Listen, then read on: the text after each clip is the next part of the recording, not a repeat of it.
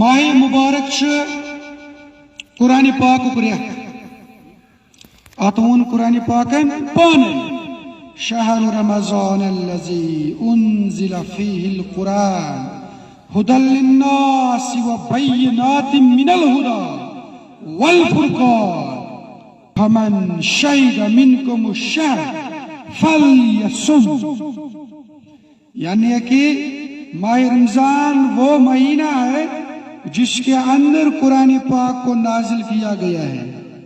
قرآن پاک کیا ہے؟ کل بنین و انسانیت کے لیے ہدایت کی کتاب، مسلمان نے خطر تمام دنیا کے لوگن خطر چاہیے ہدایت کی کتاب۔ بے کیا چاہیے؟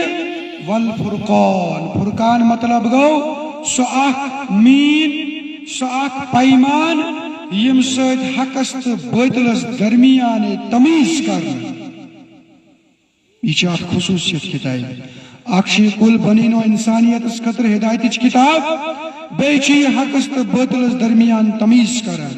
تو ہند کنڈکٹ چا اصل کن فراق، تو چھو اپوز ونان کن اپوز چھو ونان، تہنس کچا مانس قابل کن نا، یہ کر ڈیسائیڈ قرآن پاک، یہ سترہ کر دیدی ایس واضح کرت کون سا عمل، کون سی بات قابل اتباع ہے اور کون سی قابل اتباع نہیں ہے۔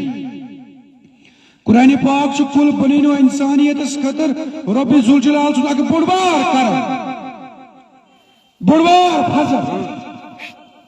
اور قدر سے میری مراد کیا ہے؟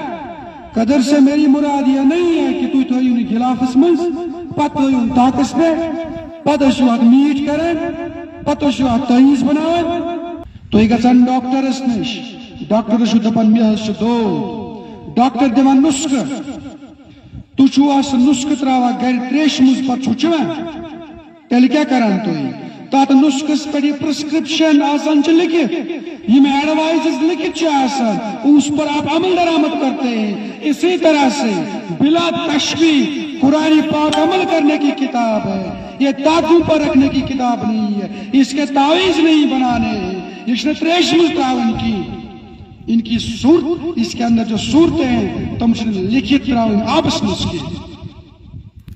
یہ کتاب چھو پارے آت کتاب مزیم اصول تو ضوابط شامل وننے تمن پہ اچھا عمل درآمد کرو۔